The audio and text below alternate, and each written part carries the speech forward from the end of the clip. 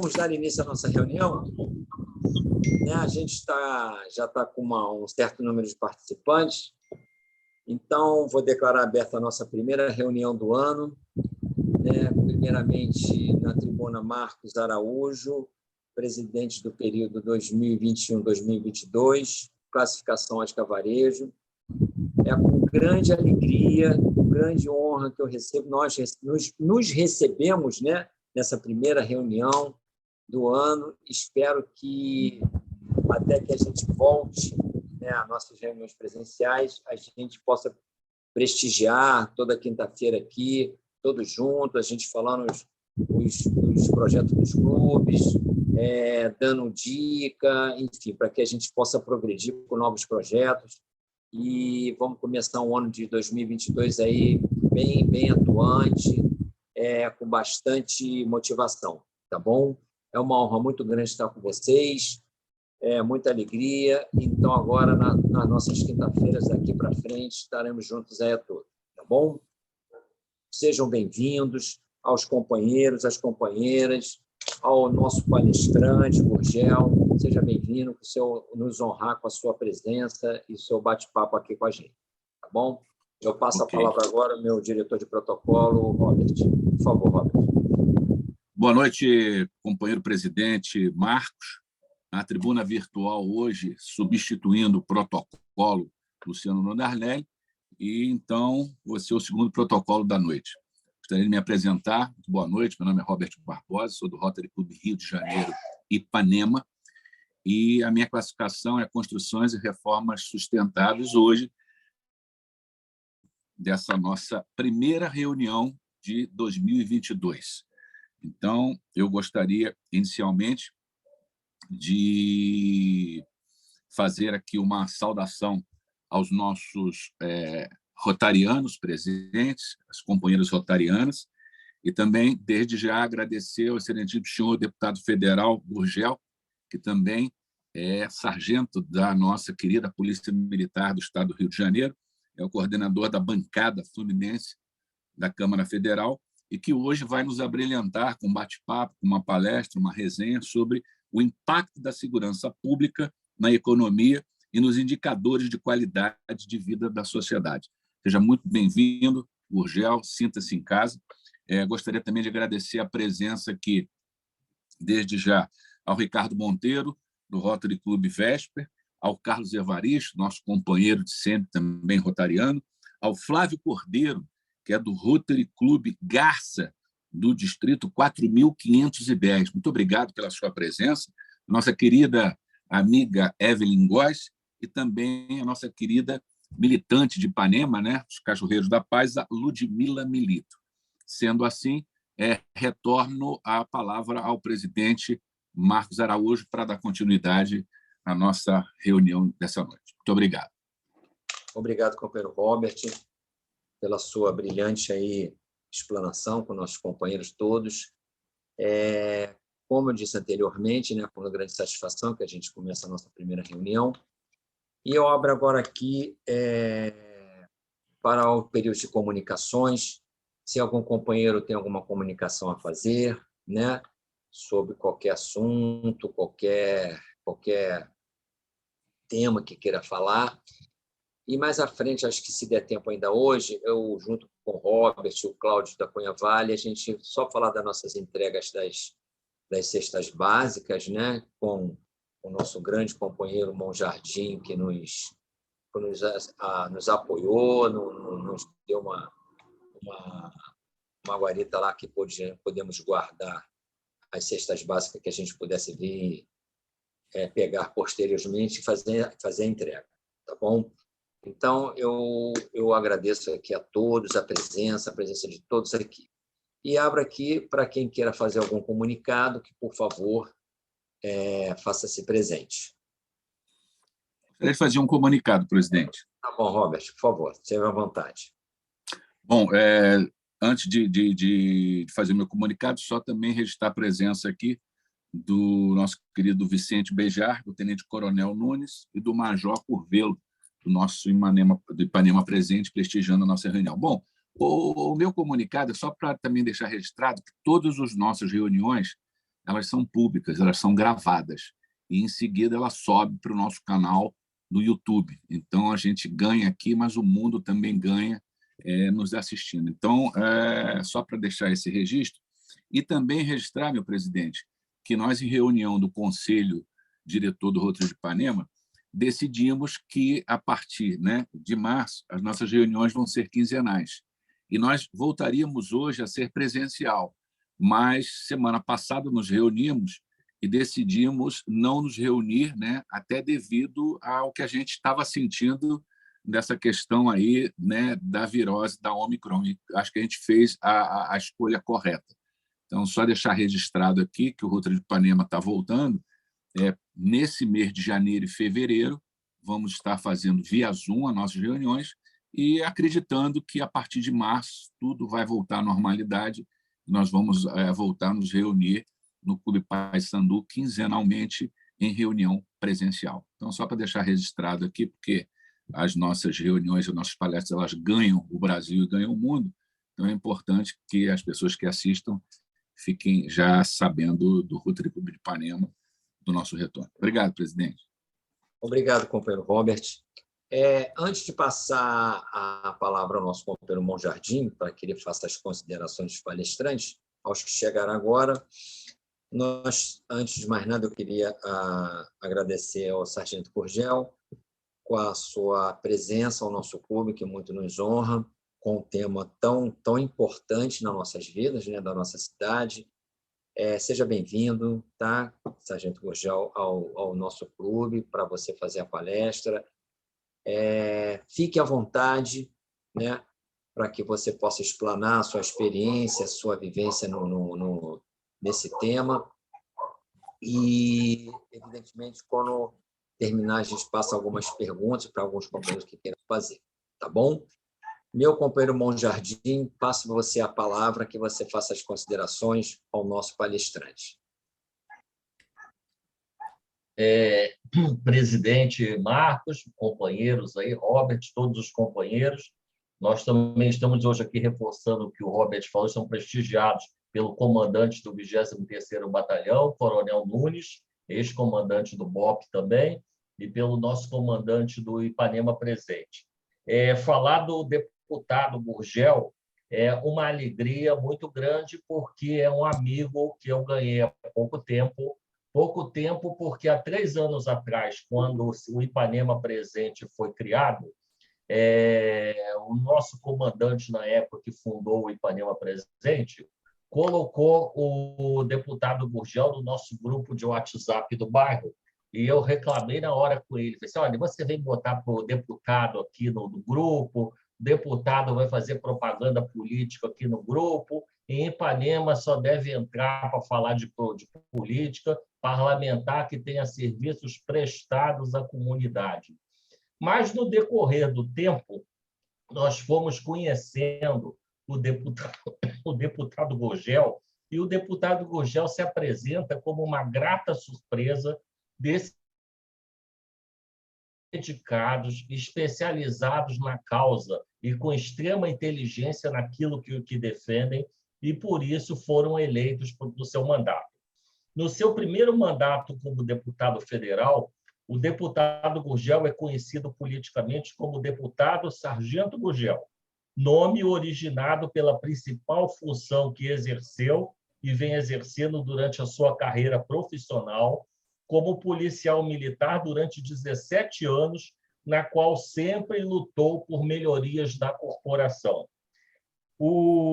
Entre várias frentes parlamentares que o deputado Gurgel participa, se eu for citar todas aqui, nós vamos ficar meia hora, mas é importante dizer que ele é o presidente da Frente Parlamentar Mista em defesa da vida dos agentes de segurança pública.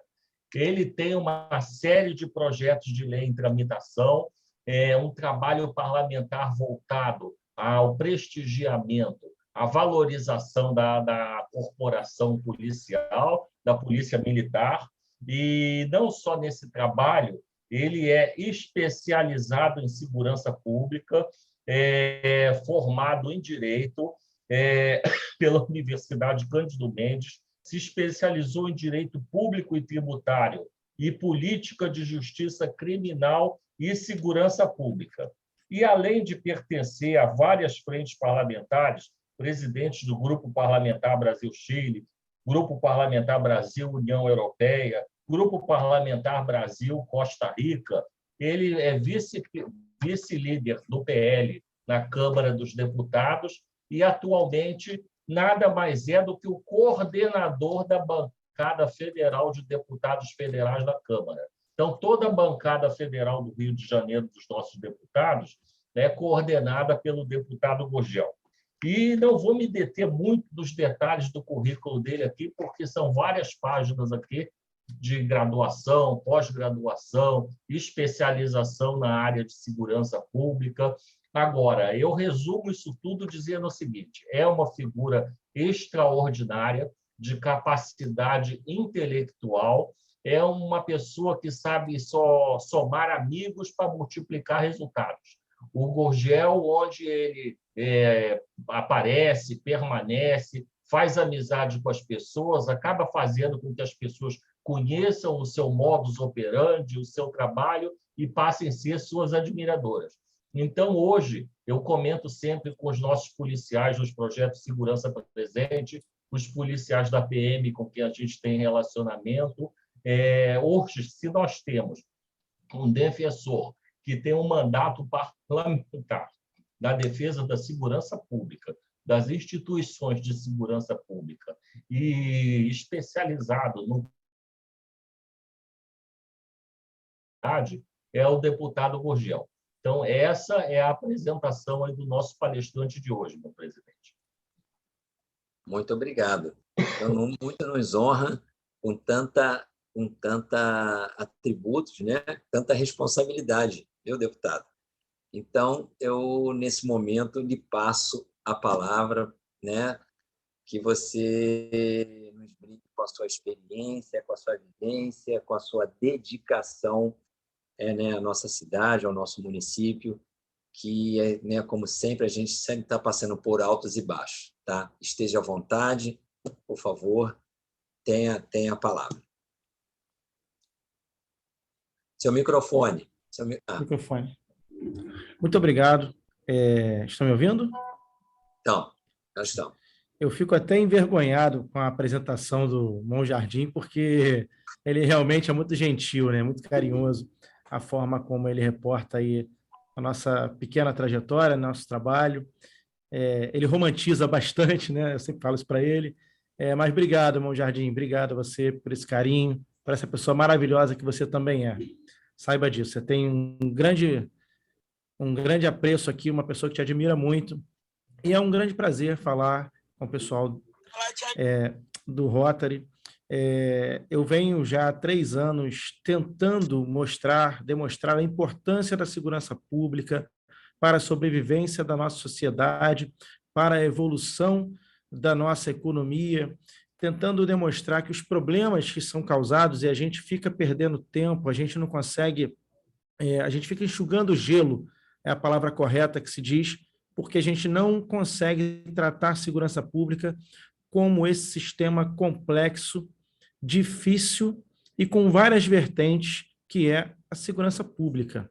Então, eu inicio, não vou chamar de palestra, é um bate-papo mesmo entre nós, que todo mundo aqui tem uma experiência de segurança pública, e segurança pública ela é muito interessante, porque todo mundo tem razão e ninguém tem razão ao mesmo tempo. Quando a gente vai debater na Câmara, eu sempre falo, o deputado que está falando, ele pode ter razão e pode não ter nenhuma, porque não é só aquele problema. Então, eu costumo dizer o seguinte, ninguém é senhor da razão quando se fala de segurança pública. Todos têm uma visão e todos têm razão naquilo que fala. O problema é que ninguém se comunica, o problema é que ninguém admite que a versão do outro também está correta. Vou dar um exemplo aqui bem impactante. A nossa esquerda, ela diz que o bandido é vítima da sociedade. Eu discordo. Discordo porque o bandido não é vítima da sociedade. Porque se eu falar que ele é vítima... Não é verdade. Agora, ele é um produto de uma má gestão pública. Ele é um resultado de uma ineficiência do gestor público. Qual é a grande diferença disso? Nós não estamos vitimizando o cara que escolheu cometer o crime, mas nós estamos reconhecendo que o Estado está falhando ao não ingressar naquela região, ao não dar oportunidade, a não dar educação, a não dar qualidade de vida, a não dar uma série de oportunidades. Quem é o Estado? O Estado somos todos nós. Então, quando a gente coloca o argumento na forma correta, eu não sou arrogante o suficiente para dizer que o cara virou bandido porque virou, isso é uma verdade, sim. Mas se a gente cuidar bem das nossas crianças e dar oportunidade, menos crianças se enveredarão para o crime. Então, a gente precisa reconhecer isso enquanto atores políticos para promover políticas públicas neste ponto específico. Isso nem de longe é o problema da segurança pública. Eu só dei um exemplo bem sensível para a gente poder ver como o argumento, todo mundo tem razão, quando todo mundo entende o que o outro quer dizer. Quando a gente consegue compreender o que está se dizendo, por exemplo, um comandante de uma unidade com certeza vai dizer que o problema é efetivo. É o problema efetivo? É sim. O problema hoje da segurança pública no Rio de Janeiro é efetivo. Só efetivo? Não. Qual é a prova que a gente tem disso, que não é só efetivo? Nós tivemos uma intervenção militar que colocou 6 mil militares na segurança pública do Rio de Janeiro. Nós ficamos, nessa época, com um quantitativo de policiais militares por habitante similar ao do Chile, com um resultado de violência muito maior que o do Chile. Então, se a gente só aumentar o efetivo, não vai funcionar. Então, antes da gente chegar nessa parte, eu vou tentar ser bem sucinto, porque eu também estou em agenda, estou em Cabo Frio, na verdade.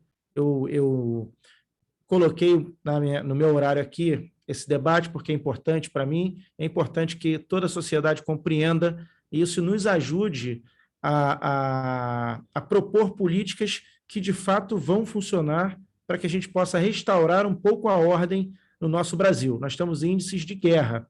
Nossos índices de violência e de crime não passam nem perto de uma sociedade normal, dita democrática. Então, a gente precisa trazer o nosso país, que está cada vez mais caminhando para o que é o México, para o que é esses países cuja violência, eu diria que muito difícil ter volta. Mas vamos lá. Quais são os problemas e os impactos da violência na economia? O que a gente pode dizer, grosso modo, aqui falando? Nós temos o mercado imobiliário, que sofre um impacto gigante.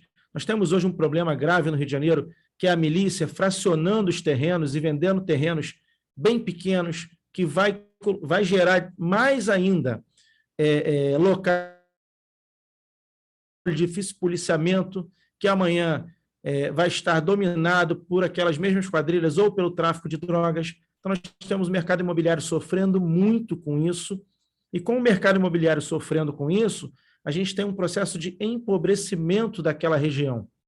Quando a gente vai ali para a Zona Oeste, a gente vê o empobrecimento daquela região, com a tomada ali de territórios, etc. O que quer dizer isso? Quem tem um pouco de recurso a mais sai daquela localidade, vai se espremer em outro bairro que tem um pouco mais de segurança. E a gente vai abandonando aquele local para a violência e para o empobrecimento. Que quem tem a nossa economia, ela gira com compra e venda, com gasto, né, e com recompensa financeira. Basicamente, a gente pode dizer isso em bairros menores.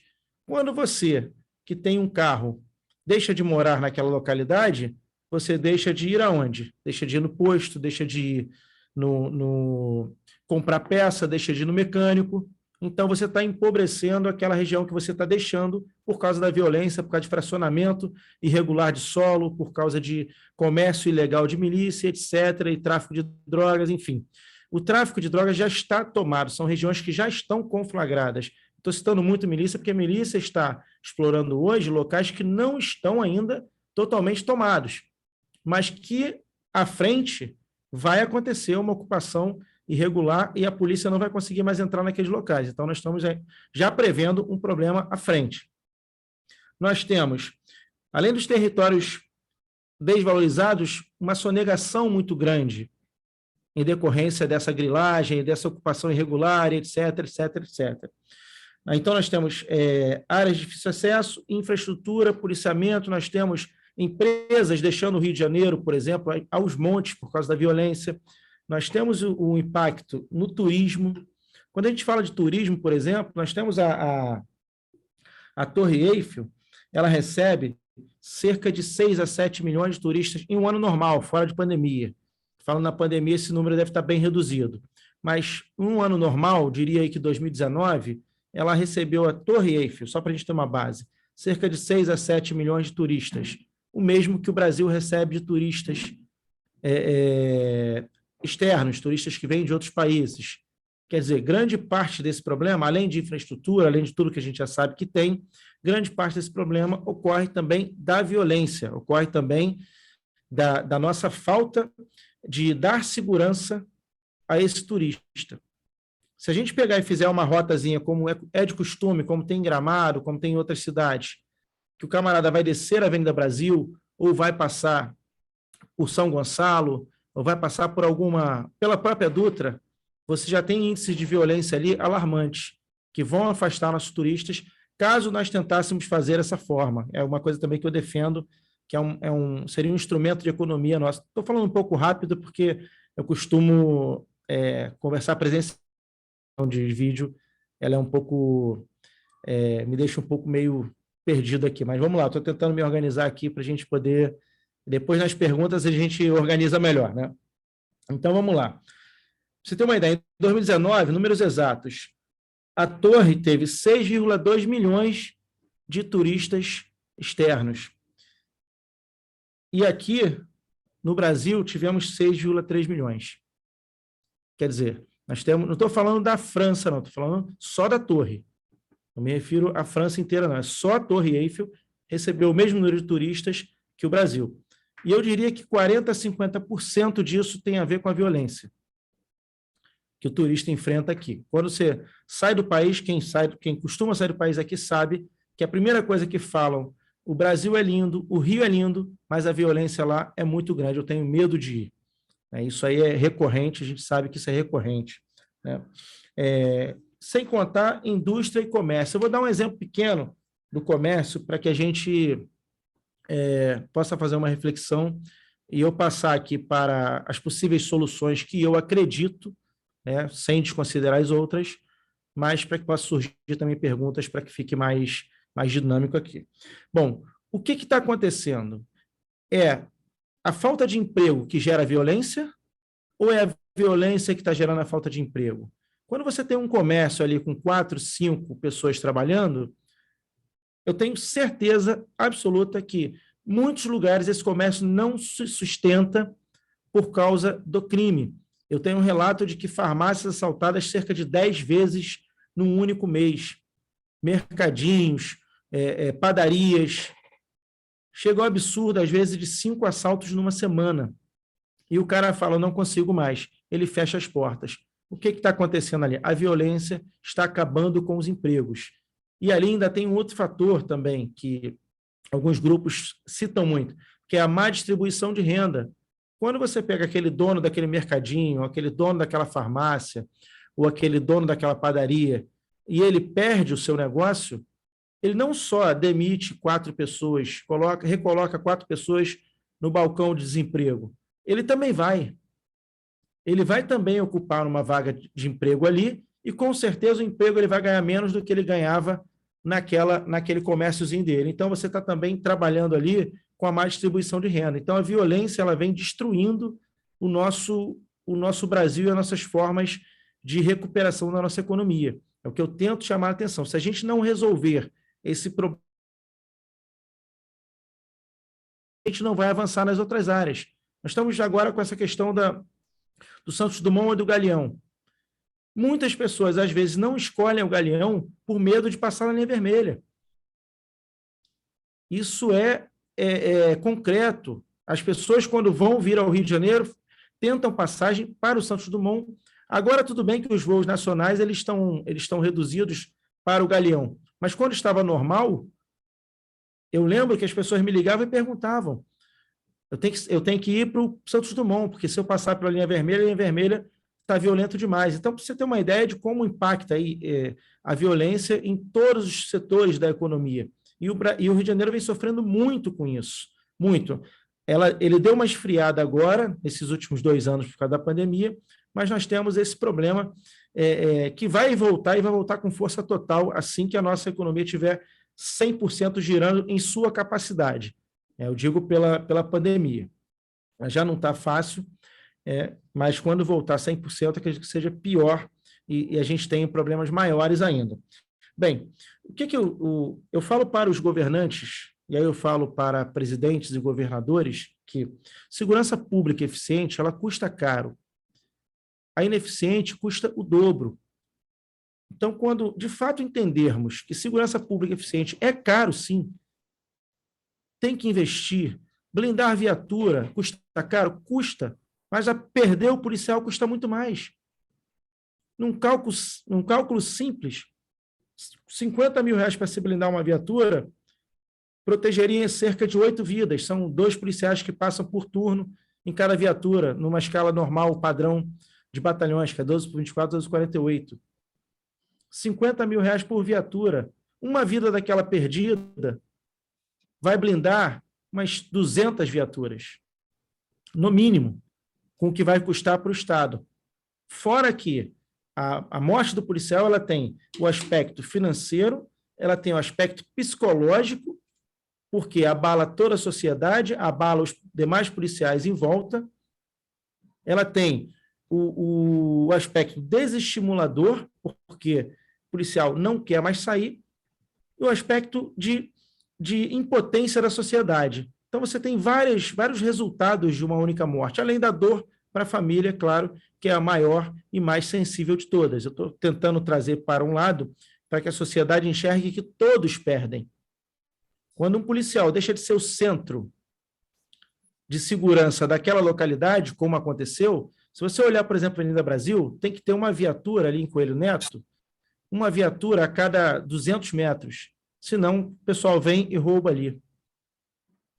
Se a gente tivesse, de fato, uma eficiência na atuação, não é culpa do policial, é culpa da audácia do marginal, aliada à culpa de não se ter uma resposta quando aquele policial é atingido.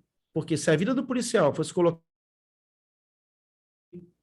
acertassem o policial e houvesse uma mobilização a ponto de não sair dali, não desmobilizar nunca a tropa, enquanto não pegar os responsáveis, você com certeza não teria o ataque aos policiais que tem, e ali uma viatura bastaria para trazer segurança àquela localidade. Hoje a gente precisa de 3 viaturas, no mínimo, para que não haja nenhum incidente naquela região. E ainda assim, com 3 viaturas, às vezes ainda acontece de traficantes atirarem, de marginais atirarem, atacarem viaturas, e a gente ainda não consegue ainda de forma eficiente. Quando morre o policial, é um problema isolado dele, e ele fica ali exposto, e salvo quando o comando reage, quando a justiça deixa o comando reagir, porque muitas vezes a justiça também não deixa o comando reagir, aquela morte fica por aquilo mesmo, e a sensação que se dá é essa, que nada vai acontecer, normal, não há um repúdio social, não há uma indignação social, que eu costumo dizer, assim como houve para um Amarildo, para todo mundo, vida é vida, não vou discutir isso, mas o que eu discuto é por que não há essa mobilização social em detrimento daquela vida que está ali para proteger a sua. Então, esses são os pontos. Bem, como a gente resolveria isso, na minha concepção, e aí finalizando? Eu separei segurança pública em 3 níveis para que a gente pudesse ter uma compreensão melhor. Quando a gente fala do nível 1 de segurança pública, a gente está falando de efetivo, de condições de trabalho, de equipamento, de melhores condições de trabalho e salário, ou seja, nós estamos falando de tudo inerente à própria instituição, ao próprio policial. Esse é um problema que nós temos. O efetivo é um problema, a falta de equipamento é outro problema. Quando o policial se depara com uma ação onde ele saca sua arma de fogo e atira contra alguém e acaba matando essa pessoa, a pergunta que você deve fazer é: ele tinha uma arma não letal disponível ali? Porque talvez ele não precisasse dar um tiro naquela pessoa, mas ele tinha que se defender. E se não tem arma não letal com ele, quem está errando é o Estado, porque deveria ter aquela arma não letal para essas ocorrências. Tem que ter à disposição dele. Eu sei que tem, alguns têm. Para todo mundo? Não, não tem para todo mundo. Deveria ter para todo mundo, deveria haver um treinamento para todo mundo, porque quando ele erra, ele vai para a justiça, ele é condenado, acabou, isola aquele fato, até que aconteça outro idêntico. Acontece outro idêntico, condena de novo o policial, isola o caso e está tudo certo. E não se chega do problema. Qual é o centro do problema? Preparar o policial para as diversas situações que ele vai se deparar e dar a ele todos os equipamentos disponíveis para que ele possa utilizar da melhor forma possível. Então, quando vem uma pessoa muito forte em cima do policial, o que ele vai fazer? Vai deixar a pessoa tomar a arma dele ou vai usar o que ele tem para se defender? E se ele só tem para se defender a arma de fogo? Para dizer que ele não deveria atirar? É fácil falar se você não estiver no lugar dele. Então, o que a gente tem que prevenir enquanto sociedade, enquanto gestor público, é os fatos. Esse é só um exemplo de como a gente tem que trabalhar no nível 1. O efetivo tem que ser adequado, o equipamento tem que ser adequado, e aí eu falo de blindagem viatura, de uma arma não letal, de uma arma letal, mas, por exemplo, eu vejo muita questão entre o uso do fuzil numa ocorrência que o fuzil vai ser ineficaz. Dentro de um ônibus, por exemplo, não dá para usar um fuzil dentro de um ônibus. Ineficaz aquilo ali, ou extremamente danoso, né? Porque você tem ali uma aglomeração de pessoas e você talvez nem acerte o disparo que você tenha que dar no marginal ali dentro daquele ônibus. E algumas vezes você vê uma abordagem a um ônibus com um fuzil dentro de uma unidade. Isso aí são coisas que não é uma crítica à nossa polícia militar, não. É uma questão de procedimentos, é uma questão que eu diria de equipamentos adequados. Eu volto a dizer que precisa ter o equipamento adequado.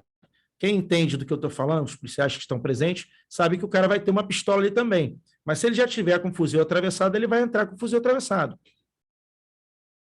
Então, é mais ou menos essas questões que eu digo quando a gente precisa mexer no nível 1. Competência nível 1, governos estaduais, comandantes de polícia e etc. Nível 2 eu já separo a questão do Poder Judiciário, questão da legislação.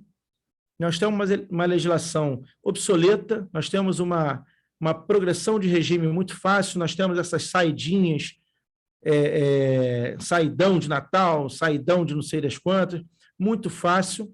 Nós temos uma execução penal que não ressocializa o preso, nós temos uma despesa que o preso gera, que ele não tem nenhuma responsabilidade sobre essa despesa que ele causa para o Estado, então ele deveria ter o mínimo de responsabilidade sobre isso, porque ele causa ela causa 3 lesões. Ele causa uma lesão à sociedade geral, ele causa uma lesão à vítima e ele causa uma lesão ao Estado. Investido, de repente, em educação, em saúde, em etc., está sendo gasto ali para a manutenção daquele preso que provavelmente, quando sair, vai voltar a delinquir, porque o nosso sistema penal não está ressocializando. Está obsoleto também e sobrecarregado. Parte por causa das nossas leis, parte por causa da falta de responsabilização desses mesmos presos que deveriam contribuir com alguma coisa, né? As leis são problemas nossos de Brasília, e aí a gente entra. E aí há também uma preocupação minha que o Congresso não está mobilizado para votar questões de segurança pública. Isso também é um outro desafio que a gente vem enfrentando em Brasília, que a gente não consegue aprovar, não consegue discutir essas leis que são fundamentais para nós mudarmos esse panorama lamentável e assustador de segurança pública que a gente está vivendo. O judiciário no mesmo molde. Hoje não há também uma cobrança em cima do Poder Judiciário acerca das suas decisões. Solta todo mundo por causa do Covid. E aí vai um monte de preso para a rua. Qual é a responsabilidade que aquele agente que tomou aquela decisão tem acerca daquilo? 42% dos presos agora, com saída de Natal, não voltaram a delinquir, não voltaram para cumprir suas penas. Ou seja, isso claramente é uma deficiência, é um erro, e é do Poder Judiciário, porque quem libera é o Poder Judiciário. Quem autoriza a saída é o Poder Judiciário. E aqui não é uma crítica ao magistrado, não, porque a gente sabe também que é cheio de processos, são 5.000 processos e caramba. Eu estou falando de uma falha no sistema em geral. Aqui não é uma crítica a nenhum agente público e nenhum ser humano. O que eu quero chamar a atenção é para a falha no sistema como um todo. E a gente perde tempo acusando X, Y e Z, quando, na verdade, voltando aqui, todos têm razão e todos estão errados.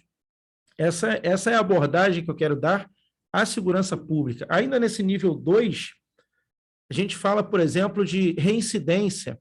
A quantidade de reincidentes é muito grande. Pô, não é razoável. Por exemplo, teve uma chacina, chamada de chacina, em São Gonçalo, que foram 9 mortos pela Polícia Militar. O repórter simplesmente falou assim, um deles tem 7 passagens pela polícia. Isso é normal, cara? Não existe 7 passagens pela polícia. O cara foi apreendido ou preso 7 vezes. Passagem, passou lá, deu um oi para o policial na delegacia? Não, porra, ele foi pego em alguma situação de flagrante, de crime, foi levado à delegacia por 7 vezes. Isso não é normal, porra. O mesmo cara, 7 vezes. Não há polícia que dê jeito nisso. Não há polícia, não há quantitativo de polícia que consiga resolver esse problema. Então, nós temos que ver essa questão da execução da pena, da ressocialização e da execução e da reincidência. A reincidência, o cara não deveria ter nenhum benefício. Nenhum. Porque um primeiro crime, tudo bem. Todo ser humano, né, está passível de delinquir, vamos colocar dessa forma, né? A sociedade, o crime faz parte da sociedade. Então, a primeira, ele tem chance de recuperação. A segunda, ele tem? Tem, mas vai ter que cumprir a pena inteira. Pô. A pena do crime é X, de X a Y. Homicídio qualificado de 12 a 30. Então, se o cara matou a pessoa a primeira vez, ele vai lá, vai pegar 15 anos, vai cumprir 5, 3. Agora, ele matou de novo e vai sair com 8 anos? Que na prática é o que está acontecendo? Quer dizer, não pode. Não tem como a gente admitir isso. Agora, a gente não consegue, e aí essa questão específica é no Congresso Nacional, e infelizmente a gente não consegue trabalhar isso, a gente não consegue colocar para se discutir essas leis fundamentais para diminuir a violência no Brasil. Estou tentando de tudo, e esse problema específico é nosso lá da Câmara e do Senado. E o nível 3 é um nível que todo mundo aponta como solução. Eu diria que é solução, sim. A educação, ela é a solução base do mundo, óbvio. Qualquer coisa no mundo se resolve com a educação. Agora, a violência em especial é 10, 20, 30 anos para se conseguir ter um resultado positivo dessa educação. Se a gente começa hoje a implementar a educação, a gente vai ter um resultado daqui a 10, 15, 20, 30 anos. Não hoje. O hoje está um colapso e você precisa estancar um pouco esses níveis de violência, trazê-los para níveis aceitáveis para que se possa entrar com planejamento de educação a curto, médio e longo prazo. E aí, com isso, vem a economia, que vai passar a gerar mais empregos, com a diminuição. O Estado arrecada mais, porque a violência hoje, ela retira a arrecadação do Estado aos montes. Essas áreas conflagradas hoje, não há arrecadação nenhuma de tributos. As áreas conflagradas hoje servem, claro, são moradias, são pessoas decentes que moram ali. O que a gente está falando aqui é de mercado e uma visão econômica. Na visão econômica, quando se rouba uma carga, se distribui essa carga onde? Nessas áreas conflagradas pelo crime. Então, você vai ali, vende a carne para um, vende a TV para outro, vende a peça do carro para outro, e assim você cria mercados paralelos, sem responsabilidade social nenhuma. Não é o cidadão de bem que mora ali, eu estou falando do crime e do criminoso. Então, você cria ali mercados paralelos. Você tem várias comunidades que têm 50 mil, 40 mil, 100 mil habitantes, onde, por exemplo, ali, eu vou te dar um exemplo ali da Pedreira, em 2014, 2013, nós tivemos os índices inaceitáveis de roubo de cargas no Rio de Janeiro. Estava indo tudo para onde? Para Pedreira. Estava alimentando aquele mercado interno ali. E aí muitas empresas deixaram o Rio de Janeiro, deixaram aquela região. Você imagina quantos empregos não foram perdidos por conta desse setor específico da violência. Hoje nós conseguimos melhorar um pouco. Né? Ao longo dos anos, nós conseguimos equalizar e melhorar um pouco essa questão de roubo de cargas no Rio de Janeiro. Né? E um último fator aí que eu considero fundamental é a cultura. A cultura do brasileiro precisa ser uma cultura de cumprir a lei. Quem não ouviu já a expressão "a lei não pegou"? Quer dizer, como é que é isso? A lei não pegou. Não existe a lei não pegar. Ou a lei foi revogada, ou a lei foi afastada por uma decisão judicial, ou a lei está em vigor. Quem não está cumprindo a lei está à margem da lei. Só que a gente tem a lei não pegou. A lei não pegou, a autoridade não cobra, o cidadão não cumpre, e a gente tem um monte de leis que não pegou. Então, naturalmente, nós brasileiros temos dificuldades em cumprir a lei. Nós brasileiros abandonamos alguns mandamentos legais. Só para você ter um exemplo bobo sobre isso. Aí, nesse ponto específico, a gente fala um pouco da tolerância zero, até que ponto seria zero ou não no Brasil. Mas vamos lá. Ninguém registra, por exemplo, se você xingar o outro. Eu parei no trânsito, abri a janela e te xinguei, te mandei para aquele lugar. O cara não vai registrar na delegacia. Só que, se você fizer isso com um cara que está armado, ele vai puxar e vai te dar um tiro. Então, de uma coisa banal, de uma coisa simples, onde ninguém cobra uma execução da lei, onde tudo é banalizado, surge o crime de trânsito. É ou não é? Todo crime de trânsito, todo cara que dá um tiro no outro no trânsito, começou ou não começou com xingamento? Eu aposto com vocês que todo crime, todo homicídio por briga de trânsito começou com xingamento. E esse xingamento não tem punição. Se você for uma delegacia, você não vai registrar, não é costume, não é da cultura do brasileiro fazer isso. Só que nós temos inúmeros casos onde há uma discussão de trânsito e o cara sai ou com porrete, ou com pedaço de pau, ou com uma arma e atira e acabou. Esse é só um exemplo que eu me refiro como a gente deve refletir se vale a pena uma tolerância zero ou não no que tange ao combate à violência. Bem, tentei resumir o máximo possível para que a gente desse espaço para pergunta mesmo. Se fui muito acelerado, vocês me desculpem. Eu costumo ir um pouco mais devagar, mas dei uma sintetizada bem sucinta mesmo. Se falei alguma besteira, me perdoem também, mas lá em cima eu já tenho um salvo-conduto que eu falo: ninguém é senhor da razão quando fala de segurança pública. Então, já estou aqui dizendo que posso ter falado um monte de besteira, mas é o que eu penso e acredito que a gente deva ouvir todos e entender e equalizar, sempre entendendo segurança pública como um sistema complexo e com responsabilização para todos os setores. Existem muitos outros fatores aqui. Militarizar, tornar polícia, a guarda, polícia metropolitana, sim, não, por quê? Especializar, desmilitarizar. Existe um mundo por trás de tudo isso que eu falei de forma bem rápida aqui, mas que não é o caso da gente entrar agora. Aqui é mais um debate geral e uma explanação sucinta de cada ponto para que a gente possa abrir a mente e depois, se for o caso, fazer um debate mais amplo, mais técnico e mais fechado em alguns pontos. Tá bom, gente? Muito obrigado. Agradeço bastante aqui. Show. Por aqui encerrei. Só perguntas aí, quem quiser. Ah, bom.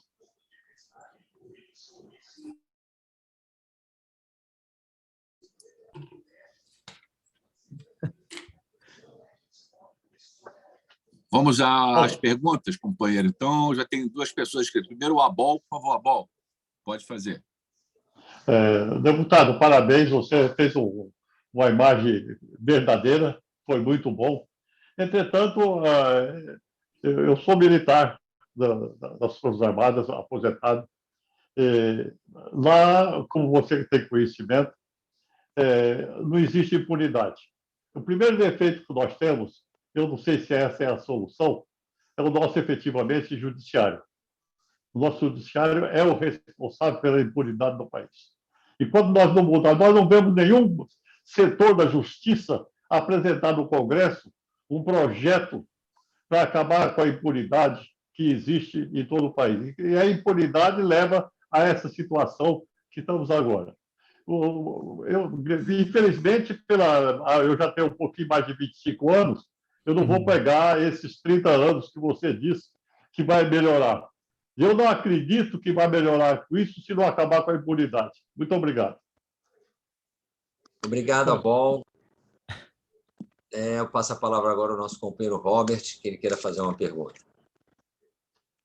Boa noite. Eu gostaria de parabenizar o querido deputado federal Gurgel pela objetividade, pela sinceridade e por também mostrar para a gente um pouco do que está acontecendo na Câmara Federal. Mas minha pergunta é o seguinte: a quem interessa a insegurança? Uma opinião a quem vende segurança.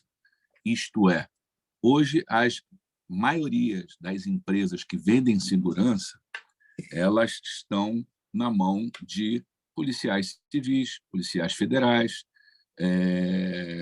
membros da Polícia Militar.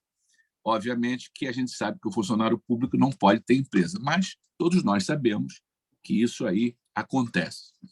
Então, isso é um problema que nós temos. E o senhor falou com muita propriedade no segundo ponto do Poder Judiciário e da legislação, e que o senhor não consegue, como outros, movimentar essa questão da segurança pública, tanto a Câmara Federal como o Senado Federal. Esse não seria um dos grandes problemas que nós sabemos nas cortinas e nos bastidores?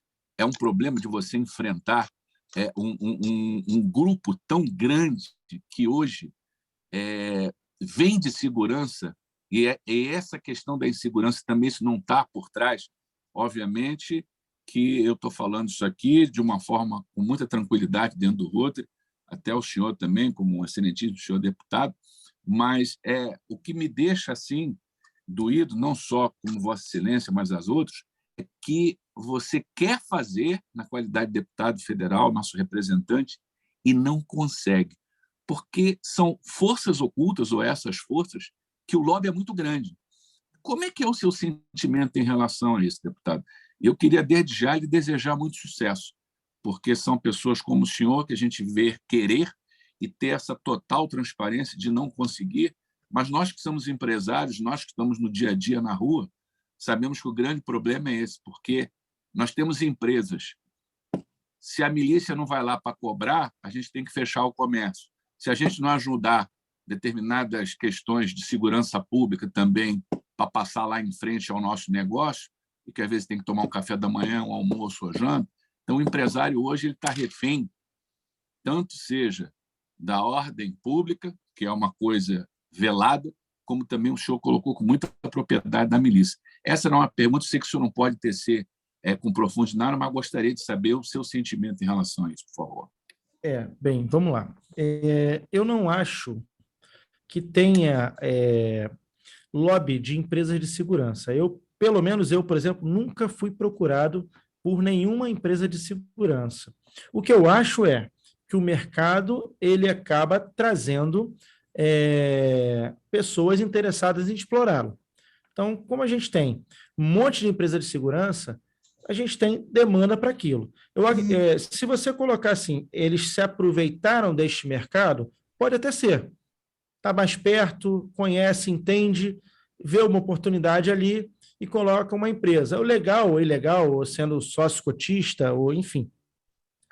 Mas não vejo com um setor economicamente hoje capaz de influenciar em nada. Até porque é um setor que tem até um lucro, mas tem também muitos problemas. Eu não tenho nenhuma empresa, nunca tive. Tá? Já fui segurança, já fiz muita segurança. Trabalhei na ponta da linha ali, inclusive da empresa Souza Cruz, trabalhei muito aqueles caminhões ali, que eu precisava complementar minha renda. Mas não vejo nenhuma, nem de longe, ligação com as empresas de segurança. Não vejo mesmo. Não enxergo como isso, eles possam, de alguma forma, contribuir para o aumento da violência ou tentar travar, de alguma forma, qualquer coisa que vá diminuir a violência. E, sinceramente, não enxergo. Pode até acontecer? Até pode, mas, sinceramente, eu até hoje nunca vi isso. Eu vejo, sim, os condomínios hoje cada vez mais trancafiados, cada vez mais você tendo que botar, as empresas não conseguem fazer uma entrega se não tiver escolta. Isso eu vejo, mas eu vejo mais um aproveitamento do mercado que abriu do que propriamente uma criação daquilo. O que já não se diz da milícia. Tá? A milícia gera a violência para poder te vender segurança. Então, isso aí já é diferente. Hoje é um absurdo o que vem acontecendo no Rio de Janeiro. Para mim, o miliciano é tão marginal quanto qualquer ladrão, bandido, traficante, é tudo, para mim, a mesma porcaria. Não tem diferença nenhuma. Talvez seja um pouquinho pior essa questão de milícia, que às vezes o cara está do teu lado e você não sabe. Você está num restaurante ali e o cara está ali do teu lado ali e você não sabe com quem você está lidando. Essa é a grande preocupação que a gente tem aí em relação a essa questão da milícia, que eu diria até que é uma... são máfias, né, na verdade, né? O que eu enxergo que são verdadeiras máfias. É isso que eu enxergo, né? Agora, o Congresso, cara, é uma mistura, tá? A nossa falta de condições de entrar em debate de segurança pública é uma mistura. Você tem, de um lado, assim, perdoe-me quem tem uma ideologia um pouco mais à esquerda, mas, de fato, qualquer projeto que aumente pena, qualquer projeto que gere maior punição, maior questão, a gente tem uma interferência muito grande dos parlamentares da esquerda. Difícil passar algum projeto dessa natureza. Segundo, os problemas do Brasil. Nós temos problemas um atrás do outro. Quando você respira e fala, agora vai dar para colocar esse projeto, vem a tragédia na Bahia, vem a Covid, vem a questão da reforma administrativa, da reforma tributária. Então, acaba entrando assuntos que acabam, como nem todos são da segurança pública, acaba ganhando maior atenção esses assuntos que talvez até sejam mais urgentes, mas eles acabam ganhando a pauta, porque a pauta da Câmara ela é feita com líderes partidários.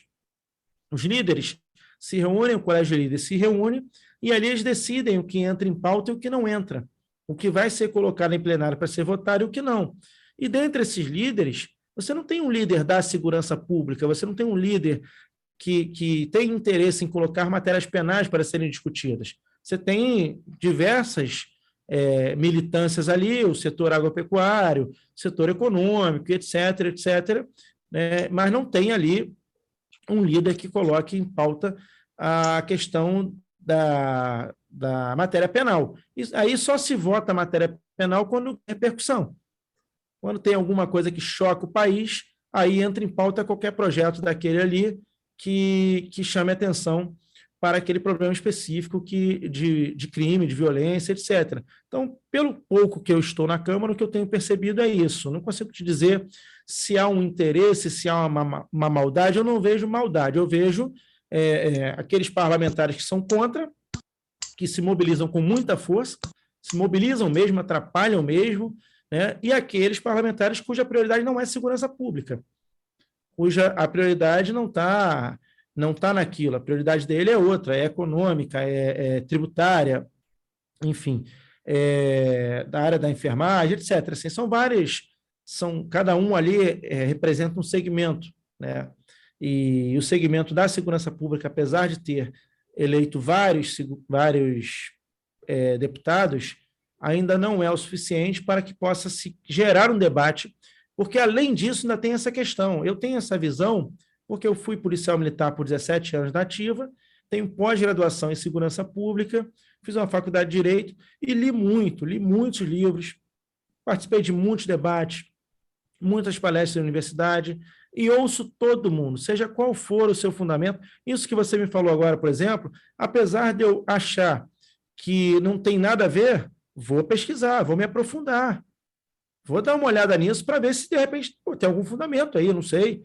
Eu, como pesquisador de segurança pública, como deputado defensor da segurança pública, tenho esse dever de checar a informação, de me debruçar sobre isso. E assim eu faço, e graças a Deus eu venho conseguindo, até na Câmara, o que às vezes me deixa muito feliz, é que eu acabo virando até uma referência nisso. Outros deputados vêm me procurar e me perguntar sobre o assunto.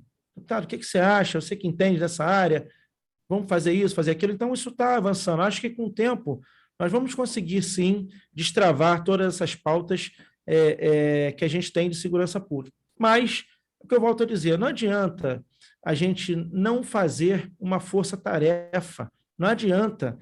Todo mundo tem que entender, o prefeito, o governador, o senador, o deputado, o presidente da República, o ministro, todo mundo tem que parar, o setor empresarial, todo mundo tem que parar e falar, gente, vamos resolver o problema da segurança pública.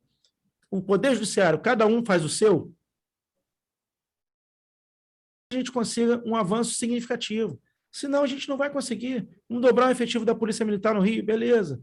Vai melhorar? Vai, só naquela área, só naquele ponto.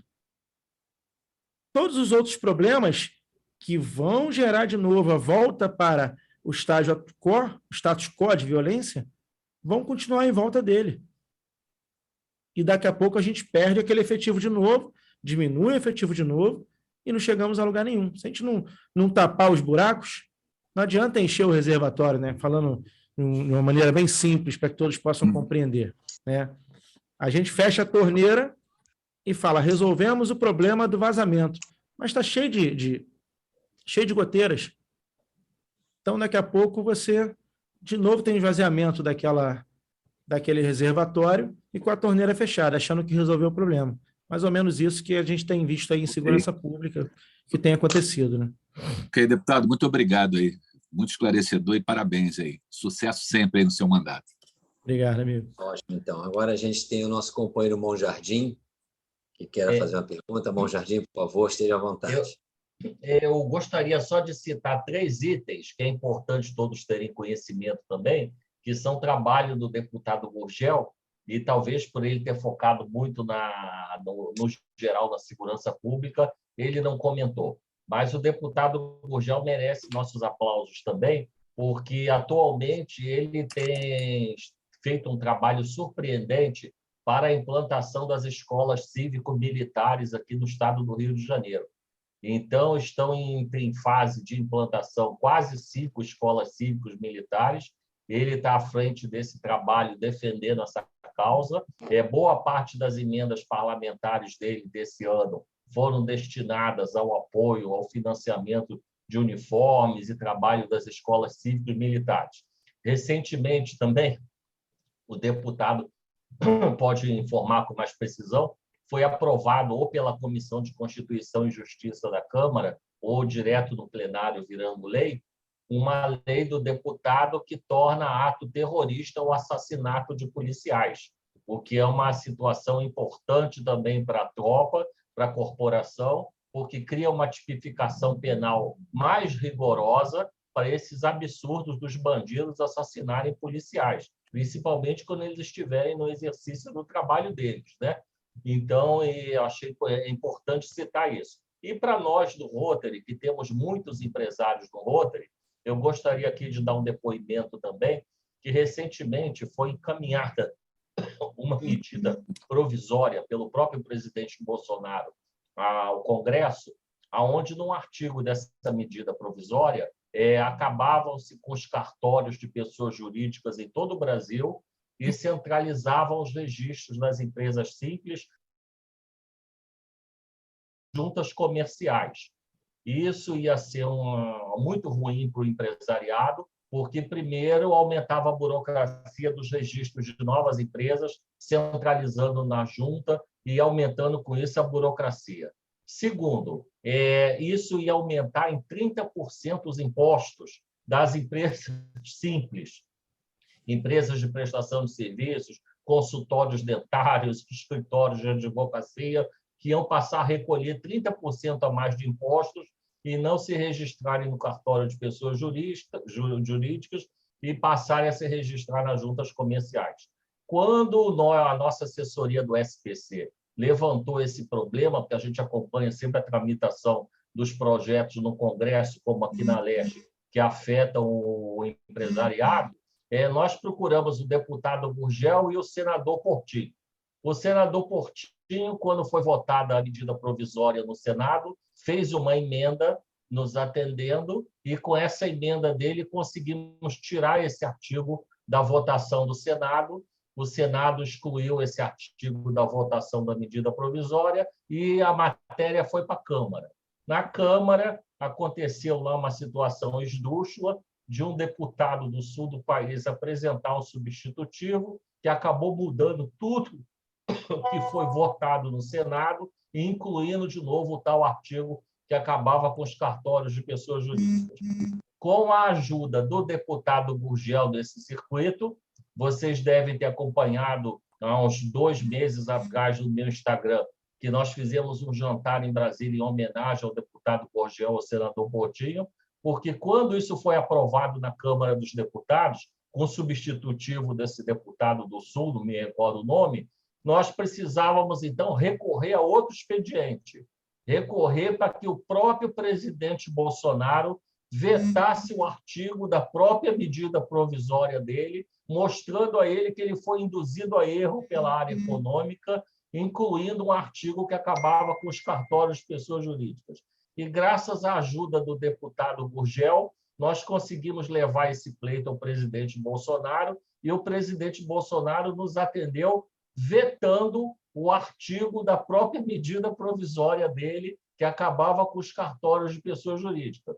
Então, há 2 meses, nós fizemos em Brasília um jantar, junto com a Confederação Nacional dos Notários, em reconhecimento a esse importante trabalho do deputado Gurgel.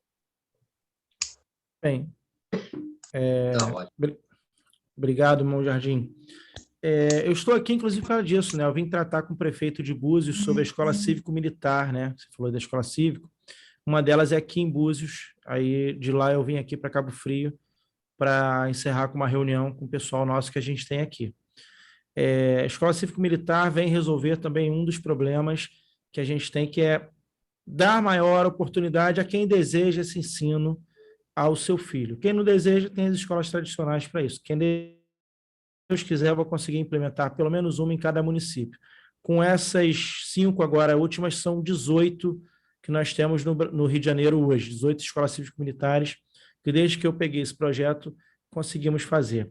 Pessoal, para encerrar, só porque ele tocou nesse assunto, são 2 projetos que eu tenho. O 443, 2019, foi aprovado na Comissão de Segurança Pública, torna terrorismo o ataque imotivado ao policial, né? Não é aquela morte que vem de uma troca de tiro, não é uma morte que vem de um crime pessoal, qualquer coisa assim. É aquele ataque imotivado, uma viatura está parada e passa o marginal e metralha aquela viatura. Isso é um ato específico de terrorismo porque ele está desafiando o Estado, está implantando terror social, né, está tentando medir forças e tem interesse político por trás. Por que político? Porque quem não respeita o poder, a autoridade policial, quem ataca só pelo cara ser policial, ele está desafiando o poder político local, mediante terror social e emprego de violência, que são os pressupores maiores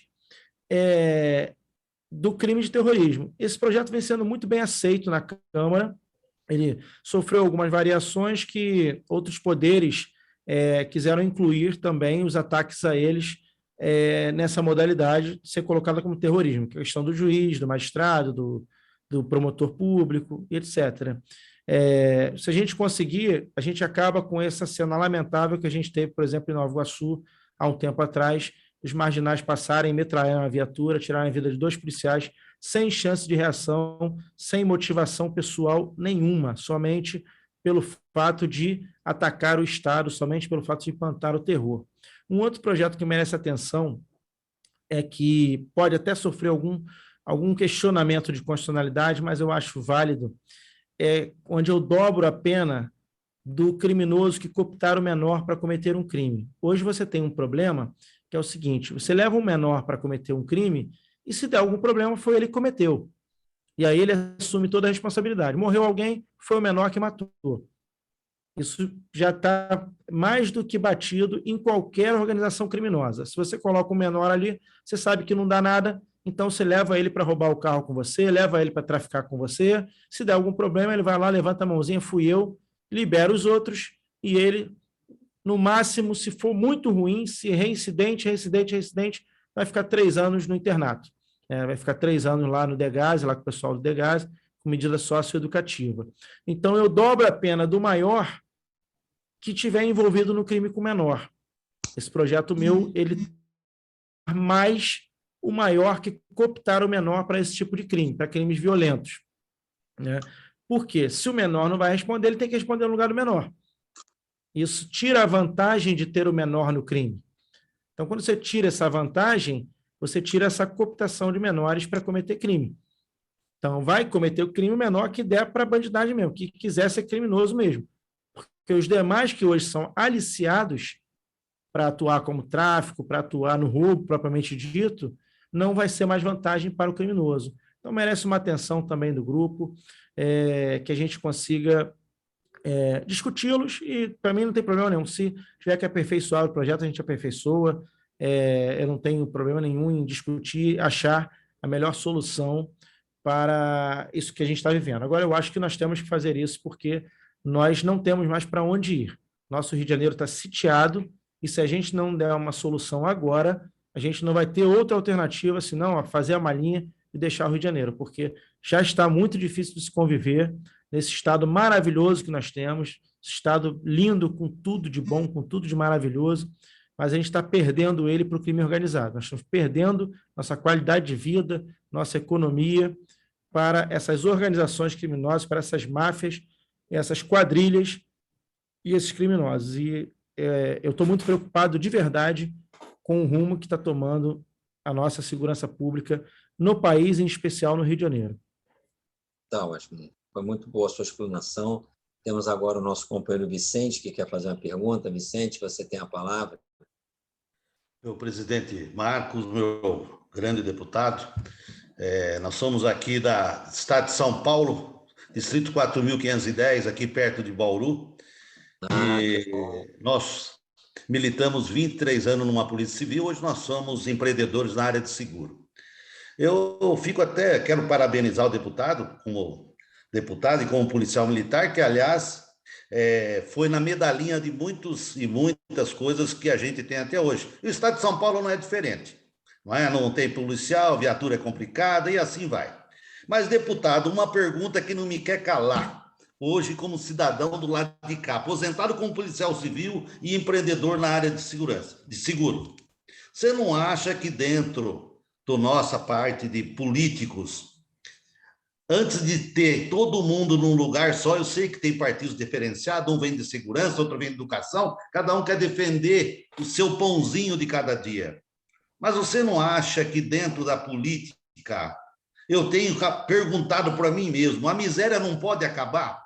Porque se dentro da parte de deputado, lá dos senadores, a gente partir para a caça da mesma caça, não seria um projeto melhor para a segurança pública, educação e tanta coisa para esse Brasil? Eu acho que a gente vai ficando... eu faço aqui o protocolar da Câmara da minha cidade, vivo a vida política, mas tem hora que a gente perde o encanto dentro dessa política. Ou nós corremos todo para matar a mesma caça e resolvemos o problema, ou nós vamos continuar enxugando o gelo. Você não acha isso? Com tudo isso que você colocou muito bem, no qual quero aplaudir, por ter coragem de falar tudo isso. Essa é a minha pergunta. Olha, eu penso assim, se eu entendi bem a sua pergunta, que eu estou até tentando entender aqui, organizar um pouco a forma que você colocou, eu penso que é o seguinte, nós temos formas de acesso ao poder, né? E a forma que a gente escolheu é a democracia, né? Nós temos duas formas de acesso ao poder básica no mundo inteiro. Ou é pela força, pela violência, ou é pela escolha. Ponto. Pode pegar qualquer forma de acesso ao poder, você vai chegar a essas duas. Até a monarquia é a escolha do povo em permitir, ou a força da família em se manter ali. Só existem duas formas grandes de acesso ao poder. O resto, todas elas são migradas disso. Ou você vai tomar pelo sangue, pelo maior poderio bélico, pelo controle do exército, ou você vai tomar pela escolha. E a democracia tem consequências. E uma das consequências é essa. A gente tem que fazer uma reforma ampla? Tem. A gente tem que mexer em tudo? Tem. Concordo com isso. Só que a gente precisa ter uma sociedade, na minha opinião, porque é difícil as pessoas entenderem o nosso trabalho. A gente precisa de pessoas como os senhores aqui, que parem um pouco e nos ouçam, para que a gente possa avançar um pouco. Esse tipo de debate que nós temos aqui hoje, eu não consigo ter ele com todo mundo da sociedade. Queria eu ter agora 50 mil pessoas aqui que a gente pudesse estar falando sobre isso e pudesse estar fazendo se compreender. A gente não tem. Então, quando a gente vai para a forma de acesso ao poder, as pessoas precisam entender o que querem. Elas entendendo o que querem, elas sabem o que cobrar. Porque hoje nós temos pessoas que não sabem o que querem. Elas sabem o que elas não querem. E aí é fácil de você manipular, né? É fácil de chegar. Você desanima as pessoas que querem mudar o país, as pessoas que querem mudar o país acabam não escolhendo ninguém para representar, e sobra quem? Sobra aqueles que vivem de favores. Se você milita dentro dessa área, você sabe como é que funciona, basicamente, uma estrutura para se eleger um vereador, para se eleger um deputado. Na maioria das vezes, são favores, porque quem está votando, quem está apoiando pelo coração, acaba se decepcionando, acaba não querendo saber mais de política e larga de mão. E aí sobra quem? Sobra quem está beneficiado de alguma forma. E aí você tem que alimentar esse sistema. E aí quem volta? Quem voltará agora em 2022 para a Câmara dos Deputados, para as... Ou o cara que tiver trabalhado melhor para o povo? Mas vamos ver o resultado agora. Quem é que vai voltar? Qual é o perfil do camarada que vai ser reeleito agora? Vai ser quem tem maior estrutura, quem tem maior recurso, quem tem maior poderio, vamos colocar dessa forma, ou vai ser o cara que trabalhou certinho, vai ser o cara que representou de fato, que se esforçou ao máximo? Eu acordo 6 horas da manhã, cara, em Brasília, chego em casa 1, 2 horas da manhã, todo dia. Todo dia. Faço porque gosto, faço com carinho. Agora, confesso a você que quase ninguém vê, quase ninguém percebe, e quando a gente recebe qualquer coisa, é porrada, igualando a todos. Se eu tivesse acordado 2 horas da tarde ou meio-dia e acordar 6 horas da manhã, não faz diferença. Então, se a gente não conseguir também, dentro da política, ir separando essas pessoas, a gente não vai ter. E se a gente for para a força, quem será que é mais forte? Aí entra essa questão. E outra coisa, a força só sai com a força. Vídeo que está acontecendo na Venezuela. Nós estamos aqui do lado do que aconteceu na Venezuela. Lá o poder está nas mãos da força, nas mãos do exército que está mantendo um presidente lá. O país está na miséria, o país está acabado, destruído, e ninguém tira o cara de lá. Só uma outra força mais forte que aquela, com um derramamento de sangue muito grande, vai ser capaz de retirar aquela força ali. Já está lá, 3 anos, e ninguém mexe naquilo. Então, a gente precisa respirar fundo. Eu sei que é complicado mesmo, eu entendo isso. Eu sou cidadão também, antes de deputado, eu sou cidadão, sou advogado, fui policial por 17 anos, sou policial da reserva, fico indignado, fico demais indignado, porque eu também penso na minha segurança também.